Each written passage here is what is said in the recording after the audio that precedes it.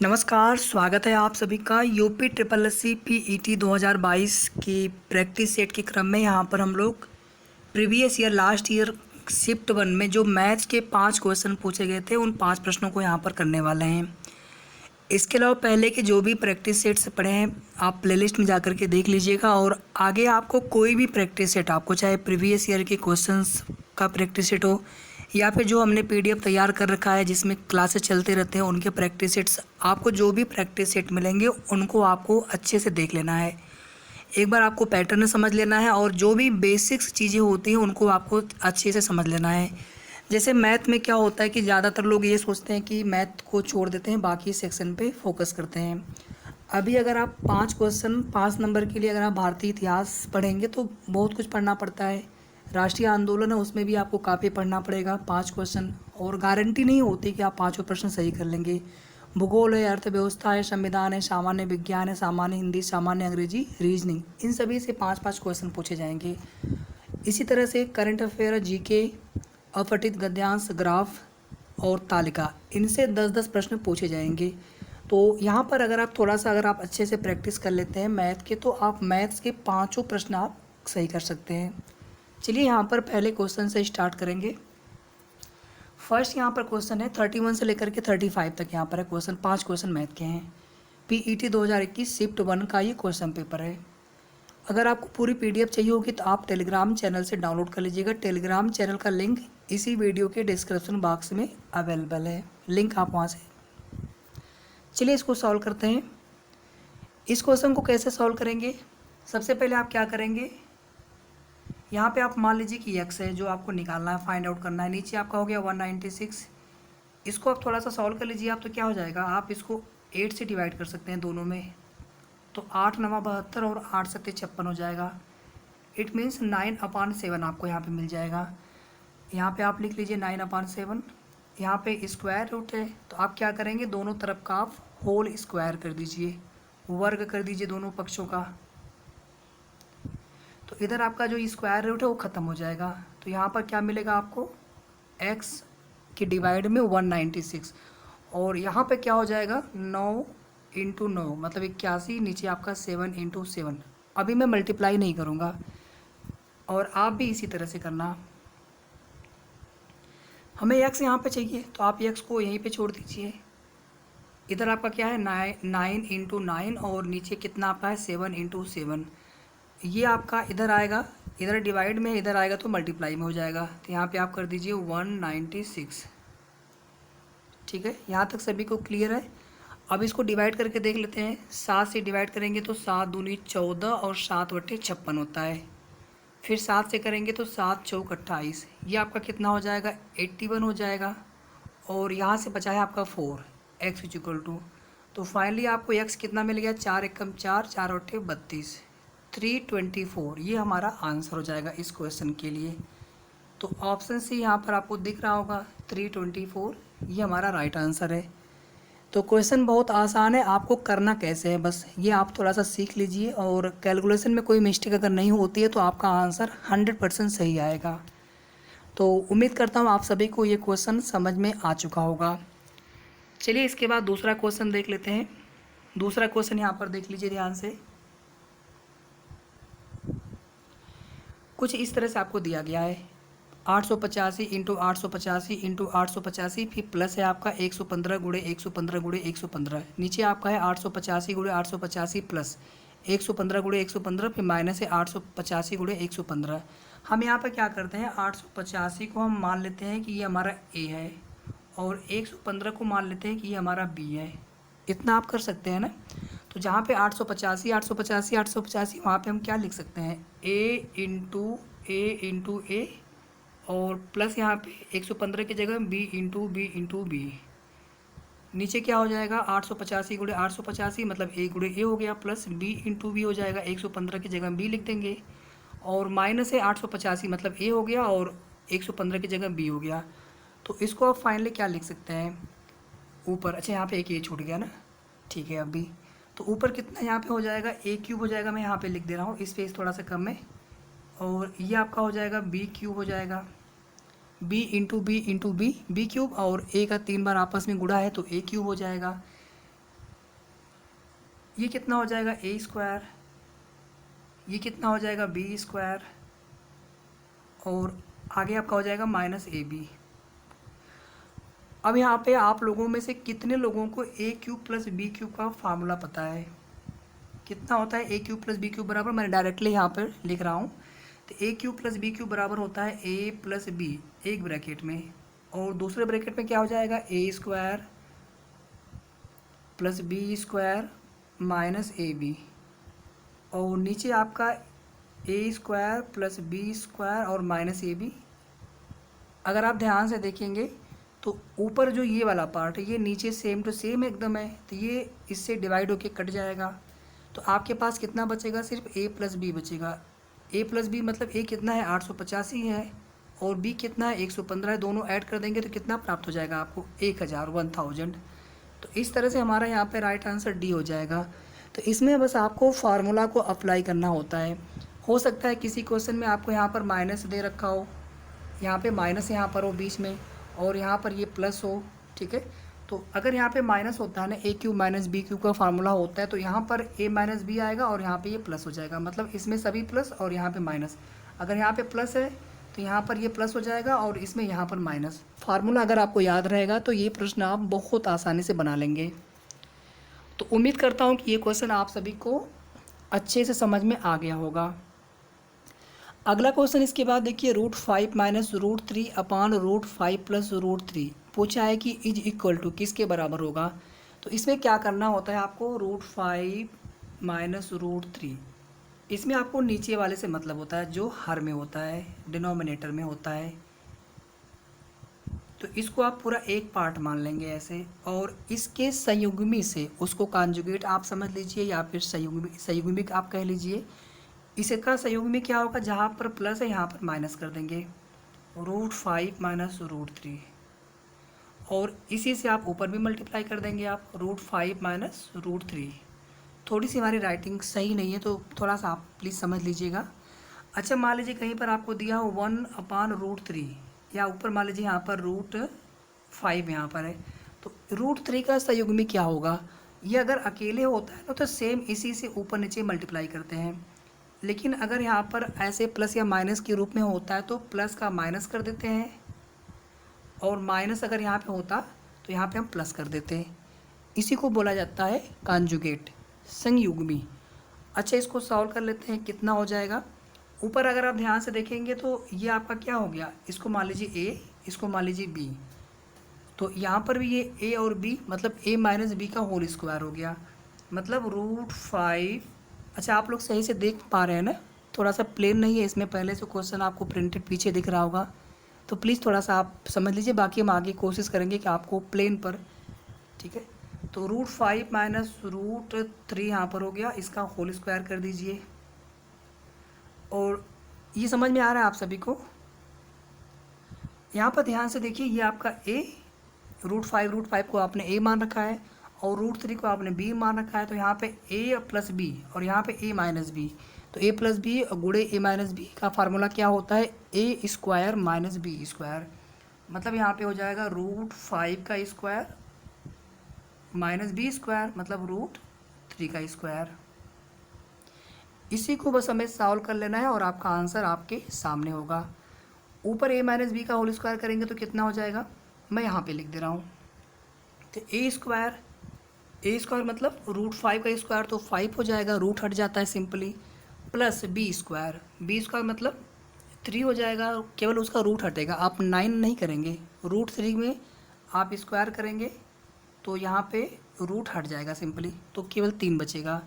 इसके बाद A square plus B square minus 2ab, A minus B के whole square का फार्मूला होता है, तो यहाँ पे बचा -2ab, ए मतलब कितना यहाँ पर है, √5 है, और बी मतलब कितना हो जाएगा, √3 हो जाएगा, और करड़ी का जब आपस में गुणा करते हैं तो ये 5 और 3 अंदर आ जाएंगे ऐसे, 5 × 3, तो कितना हो जाएगा, 5 × 15 हो जाएगा। यहाँ तक सभी को क्लियर होगा, कोई दिक्कत नहीं होना चाहिए। कैसे ये सब चीज़ें यहाँ पे हम कैलकुलेट कर रहे हैं।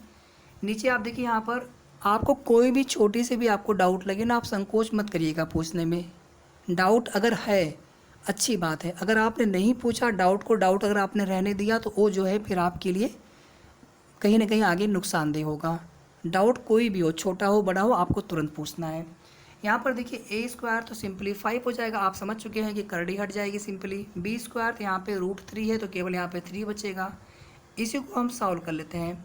ऊपर कितना हो जाएगा, ये 5 और 3 ये 8 हो गया, -2√15 और नीचे कितना बचेगा, 5 में से 3 गया तो 2 बचेगा। अच्छा यहाँ देखिए 8 है, यहाँ पे 2 है, तो हम क्या करते हैं उसमें से कहाँ पे लिखें इसको हम, 1 मिनट रुकिए थोड़ा सा। चलिए हम यहाँ पे लिख रहे हैं, यहाँ पे 1 मिनट, यहाँ पे लिख रहे हैं इसको। तो 8 और 2, यहाँ से आप 2 कॉमन ले लीजिए, तो यहाँ पे क्या बचेगा, 2 चौक के 8 और यहाँ से 2 निकल गया तो केवल यहाँ पे बचेगा √5 और नीचे आपका 2 है, जो ये वाला 2 है, तो ये 2 इससे कैंसिल आउट हो जाएगा, तो कितना बचेगा 4 - √5। मतलब आपका ये वाला आंसर यहाँ पर हो जाएगा 4 माइनस सॉरी यहाँ पर 15 है ना, यहाँ पे 15 कर लीजिए इसको 15। अब ठीक है, तो 4 - √15, तो बी यहाँ पे करेक्ट आंसर हो जाएगा। सबसे पहले आपको कॉन्जुगेट से ऊपर नीचे मल्टीप्लाई करना है। कॉन्जुगेट कैसे हम देखते हैं, जो नीचे हर में होता है बस चिन्ह बदल देंगे, वो कॉन्जुगेट बन जाएगा और उसी सेम टू सेम से ऊपर मल्टीप्लाई कर देंगे। सॉल्व करने के बाद फिर फाइनली आपका आंसर आपके सामने होगा। तो उम्मीद करते हैं कि आप सभी को ये क्वेश्चन भी अच्छे से समझ में आ चुका होगा। कोई भी डाउट लगे प्लीज़ आप पूछिएगा। हम अपने एंड से तो पूरी कोशिश कर रहे हैं कि जो भी छोटी से छोटी चीज़ें हो आपको हम अच्छे से बताएं। फिर भी अगर कोई कमी रह जाए तो आप तुरंत पूछिएगा। ये क्वेश्चन बहुत आसान है, हम आपको ट्रिक से बताएंगे। टीवी सेट का मूल्य 30% घटाने पर उसकी जो बिक्री है 20% बढ़ जाती है, तो उसकी आय, उसके इनकम पर क्या प्रभाव पड़ेगा। इसको तो आप दूसरे तरह से कर सकते हैं, लेकिन वो लॉन्ग प्रोसीजर जो हम आपको बताएंगे वो 1 सेकेंड का आपको टाइम लगेगा, सिर्फ 1 सेकेंड का। आपको पेन भी नहीं चलाना पड़ेगा। कैसे, हम क्या कर लेते हैं, इसको मान लेते हैं टीवी सेट का मूल्य यहाँ पर 100 रुपये है, ये प्राइस हो गया टीवी सेट का।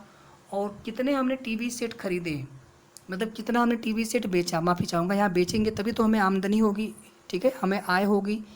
तो मान लेते हैं यहाँ पर हमने 100 टीवी सेट बेच दिया, सपोज दैट हमें 100 रुपये इसलिए हमने लिया है कि सॉल्व करने में आसानी होती। जब भी 100 होता है ना, तो अभी हम बोलेंगे कि 100 में हमने 20% की बढ़ोतरी कर दी, आप सीधे 120 कर देंगे। तो 100 में आपको प्रतिशत निकालना आसान होता है। 100 में 30% की घटोतरी हो गई तो सीधे हम 70 लिख देंगे 100 की जगह। अब मान लीजिए यहाँ पर यक्स लिखा है तो आपको इसका निकालना है 30%, तो आप क्या करेंगे 130 अपान फिर यहाँ पर 100 करेंगे, यक्स में ऐसे करके आप ऐड करते हैं, माफ़ी चाहूँगा 30%, ऐसे यक्स में 30% की बढ़ोतरी हो गई तो आप क्या करेंगे यक्स प्लस यक्स का 30% करके ऐसे सॉल्व करेंगे, तो कितना मिलेगा फाइनली आपको 1.3x, ऐसे करेंगे। तो ये लॉन्ग प्रोसीजर होता है। हम जो आपको मेथड बता रहे हैं बिल्कुल आसान मेथड है, बहुत आसान मेथड है। यहाँ तक सभी को क्लियर है ना। आप 100 के इसको रूप में लेके लिखेंगे 100%, ठीक है 100%। तो प्राइस यहाँ पे 100 हो गई एक टीवी सेट का, और आपने टोटल 100 टीवी सेट बेच दिए, तो आपको यहाँ पर कितनी आमदनी होगी, कितने पैसे मिल जाएंगे आपको। एक टीवी सेट का मूल्य 100 रुपये, तो 100 टीवी आपने बेच दी, मतलब आपको यहाँ पर टोटल जो है 10,000 रुपये का फ़ायदा हो गया। यहाँ तक सभी को क्लियर है। अब आगे देखिए आप, ये सब क्वेश्चन जो एसएससी वगैरह में होते हैं ना, ये इसी मेथड से किए जाते हैं। क्वेश्चन बहुत हार्ड होते हैं, अच्छे क्वेश्चन होते हैं, लेकिन और टाइम भी बहुत कम होता है, लेकिन बच्चे क्वेश्चन कर लेते हैं। क्यों? क्योंकि उनके पास ट्रिक होती है। यहाँ पर देखिए, अब आगे कंडीशन देखिए, टीवी सेट का जो मूल्य है 30% घटाने पर, ये मूल्य पहले 100 था ना, 30% घटाने का मतलब है सीधे सीधे ये मूल्य कितना हो गया 70 रुपये हो गया। उसकी बिक्री 20% बढ़ गई, पहले बिक्री 100 रुपये हो रही थी, अभी बिक्री कितना हो गया 20% बढ़ गया, मतलब उसकी बिक्री कितनी हो गई 120। तो यहाँ पे आपने मल्टीप्लाई किया था तो पहले कितनी आय मिली थी आपको 10,000, यहाँ पर आप वापस से मल्टीप्लाई कर दीजिए इनका, तो यहाँ पर आपको कितना मिल जाएगा इनकम, कितने पैसे मिल जाएंगे 8400, ठीक है। तो पहले आपको जो प्रॉफिट हुई 10,000 रुपये की, जब आपने 100 टीवी सेट बेचा 100 रुपये पर के हिसाब से। अभी टीवी सेट तो हम 20% ज़्यादा बेच देते हैं, लेकिन उसकी कीमत जो है हमने 30% घटा दी है। एक टीवी सेट का मूल्य यहाँ पे 70 रुपये कर दिया हमने, और बेच तो दिया हमने पहले से 20 से ज़्यादा, मतलब 120 से बेच दिया, लेकिन ओवरऑल हमारे पास कितने मिले पैसे 8,400 रुपये। तो यहाँ पर कितना घट गया, ध्यान से देखिए कितने की घटोतरी हो गई, 1,600 की घटोतरी हो गई, ठीक है। 1600। सिंपली आपको क्या करना है, इसको आपको प्रतिशत में कन्वर्ट करना है। इसको आप क्या करिए, या इसको आप ऐसे समझ लीजिए कि ये इसका प्रारंभिक मूल्य है, ठीक है। तो प्रारंभिक मूल्य से आप डिवाइड करते हैं, 10,000 से आप डिवाइड करेंगे और यहाँ पे क्या करेंगे, आप 100 से मल्टीप्लाई करेंगे। ऐसे तो निकालते हैं प्रतिशत। तो ये कैंसिल आउट हुआ, 2 जीरो और कैंसिल आउट हुआ, यहाँ पे कितना मिला, 16 मिला। ये तो आपको समझ में आ ही रहा है कि यहाँ पे घटोतरी हो रही है, घट रहा है, मतलब 16% यहाँ पे घट गया उसका इनकम। या तो आप सीधे सीधे क्या करते हैं, आपने 1600 यहाँ पे मिला था आपको ना, इसको आप सीधे सीधे 100 से डिवाइड कर दीजिएगा, आपका आंसर मिल जाएगा। घटा है कि बढ़ा है तो आपको यहाँ पे देख के समझ में आ जा रहा है कि यहाँ पे 10,000, यहाँ पे 8,400। कोई दिक्कत यहाँ पे, बहुत आसान मेथड है। बस एक बार अगर आपको समझ में आ गया ना, तो इसी टाइप के क्वेश्चन पूछे जाएंगे। कोई बहुत नया क्वेश्चन मैथ में देखिए, सिर्फ आपको प्रैक्टिस करना होता है। क्वेश्चन वही रहेंगे, घुमा फिरा के पूछे जाते हैं, कॉन्सेप्ट वही रहेगा हर बार। एक क्वेश्चन यहाँ पे और देख लीजिए, 5वां क्वेश्चन। वीडियो को आप सभी लाइक और शेयर तो ज़रूर कर दीजिएगा। जितने भी कैंडिडेट हैं, सभी लोग पीईटी की बिल्कुल फ्री ऑफ कॉस्ट आप तैयारी करिए अच्छे से, और आप एक अच्छा स्कोर लेकर के आइए। देखिए अभी जो कोई तैयारी किसी के लिए पीडीएफ बना रखे हो, वही क्वेश्चन मतलब उसमें करा रहे हैं, भले वो क्वेश्चन आपके सिलेबस में ना हो या फिर आपके एग्जाम में ना पूछे जाने वाले हो। सिलेबस को ध्यान में रख करके आपको तैयारी करना है। ऐसे कितना पढ़ेंगे आप, लेकिन अगर आप सेलेक्टेड पढ़ लेते हैं तो उसी में से आपका क्वेश्चन आना होता है और आप एक अच्छा स्कोर कर लेते हैं। ऐसे आप बहुत ज़्यादा पढ़ते हैं, लेकिन क्वेश्चन आप जितना आपको मतलब अच्छे से कवर करना है वो आप कवर नहीं कर पाते हैं, या फिर आप क्वेश्चन एग्जाम में क्या होता है, जितना आपका सिलेबस होता है, अगर उसके आप सिलेबस के बाहर का पढ़ के जाते हैं, वहाँ से क्वेश्चन आपको तो पूछे जाएंगे है नहीं। तो जितना आपके सिलेबस से पूछा जाएगा बस आप उतना अच्छे से पढ़ लीजिए, उससे बाहर का एक भी क्वेश्चन नहीं आने वाला है। ये सफलता का मूल मंत्र है। चलिए यहाँ पर देखिए, 4 खिलाड़ियों की औसत उम्र 18.5 वर्ष है। 4 खिलाड़ी हैं, तो औसत कैसे निकालते हैं, चारों की उम्र जोड़ देते हैं, और 4 है तो 4 से डिवाइड कर देंगे, तो यहाँ पे औसत उम्र कितना निकल जाएगा, 18.5 वर्ष। ये 4 आप इस 18.5 में मल्टीप्लाई कर दीजिए, कितना मिला आपको, 4 पचे 20, 4 अट्ठे 32, 33 34, 4 एकम 4 3 7, मतलब आपको 74 मिला। ये 74 है क्या, जो पहले 4 खिलाड़ी हैं उन सभी के आयु का योग है। चारों खिलाड़ियों की हमने उम्र को आपस में जोड़ दिया।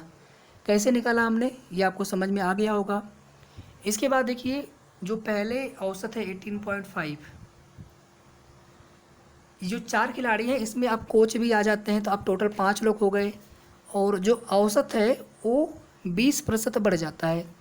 हमने कैसे आपको बताया था, आप हमेशा 100 को मान के चलिए। 100 है हमारे पास, 20% बढ़ गया मतलब 120 हो गया। पहले कितना था, 100 था, अभी कितना हो गया, 120 हो गया। 20 छक्का 120, 20 पच्चीस 100, फिर यहाँ से 5 तैया 15, 3 18, 5 सत्ते 35, 6 से करिए मल्टीप्लाई इसमें, 6 से 42, 6 त्रिक 18, 4 22, 22.2, मतलब पहले औसत 18.5 वर्ष हो रहा था जब 4 खिलाड़ी थे। अब उसमें कोच महोदय आ गए, 5 लोग हो गए, तो अब औसत कितना हो गया, 22.2 वर्ष हो गया। अब हमें यहाँ पे क्या करना है, 5 लोग हैं ना, ये जो 4 खिलाड़ी हैं, पहले से ध्यान से आप देखिए, ये जो पहले से 4 खिलाड़ी हैं, ये तो आप 4 खिलाड़ियों का आपने यहाँ पे सम लिख दिया, कितना है 74, अभी लिख देंगे हम, और इसमें यहाँ पर ये कोच आ गए, ठीक है। ये 4 लोग हैं और ये कोच, इसमें आप 5 से डिवाइड करेंगे तो आपको मिलेगा औसत, और वो औसत कितना है, अभी आपने निकाला 22.2 है। यहाँ तक सभी को क्लियर है ना, ठीक है। अब यहाँ पर ध्यान से देखिए, जो 5 है ना, ये आप इधर लेके आएंगे 22.2 की तरफ, तो 5 का इधर आके मल्टीप्लाई हो जाएगा, क्योंकि 5 उधर डिवाइड में है। 5 दूनी 10, 5 दूनी 10, 1 11, 5 दूनी 10, 1 11, 111 मिल गया आपको। ये कितना है, जो 4 खिलाड़ी हैं उनका योग, मतलब यहाँ पे आपको 5 लोगों को जोड़ना था, 5 से डिवाइड करना था, औसत आपको 22.2 मिल जाता। तो 4 लोगों का तो योग यहाँ पर ऑलरेडी आपने निकाल रखा है 74, तो आप यहाँ पे लिख दीजिए सीधे 74 इसकी जगह पे, प्लस यहाँ पे सी फॉर कोच, ठीक है। आपको यहाँ पे कोच चाहिए, तो आप क्या करेंगे, सी बराबर जो 74 है उसको आप उधर लेके जाएंगे, 74 इधर सी के साथ जुड़ा हुआ है तो उधर जाएगा, तो उधर जाके घट जाएगा, तो 111 माइनस 74 कितना मिला आपको, 7 4 11, 37 वर्ष, ठीक है। माइनस करेंगे तो आपको कितना मिलेगा, 37 वर्ष। तो ये क्वेश्चन भी बहुत आसान था। उम्मीद करता हूँ कि आप सभी को ये प्रश्न अच्छे से समझ में आ गया होगा। इन पांचों प्रश्नों में से आपको किसी भी प्रश्न में डाउट लगे, या फिर अगर पांचों प्रश्न आपने अपने से बना लिए थे हमारे बताने से पहले, तो वो भी आप कमेंट करके बताइए। किसी भी प्रश्न में आपको डाउट लगे वो भी आप बताइए। इसी तरह से हम लोग जितना भी आपके सिलेबस का है प्रीवियस ईयर भी करेंगे, प्रैक्टिस सेट भी करेंगे। नए नए जो प्रश्न हैं जो आपके एग्ज़ाम में पूछे जाने की संभावना बहुत ज़्यादा रहेगी, ठीक है। सभी हम लोग देखेंगे, पूरा सिलेबस जितना आपका है। टोटल जो है 15 सेक्शन है इसमें। इतिहास, भूगोल, आंदोलन, राष्ट्रीय आंदोलन, अर्थव्यवस्था, संविधान, जनरल साइंस, प्रारंभिक अंकगणित, हिंदी, अंग्रेजी, रीजनिंग, करंट अफेयर, जीके, गद्यांश, ग्राफ तालिका, टोटल 15 हैं। तो सभी के हम क्वेश्चन देखेंगे। बहुत ज़्यादा आपको परेशान होकर के नहीं पढ़ना है, बस आप जितना पढ़िए, जितना आपको हम प्रैक्टिस सेट अवेलेबल कराते हैं वो पूरा आप अच्छे से करते चलिएगा। उसमें से आपको कुछ भी छोड़ना नहीं है। कोई क्वेश्चन अगर आपको आए ना तब भी उसको आप एक बार लगाइए फिर से। आसान प्रश्नों की हम प्रैक्टिस नहीं करते, फिर वही प्रश्न एग्जाम में हमारे लिए कठिन बन जाते हैं, ठीक है। तो यहीं पर ये लेक्चर समाप्त हो रहा है। बाकी हम लोग फिर से मिलेंगे नेक्स्ट वीडियो में। वीडियो को आप लोग लाइक शेयर ज़रूर कर देना, और अगर अभी तक आपने चैनल को सब्सक्राइब ना किया हो तो सबसे पहले आप सब्सक्राइब कर लीजिएगा।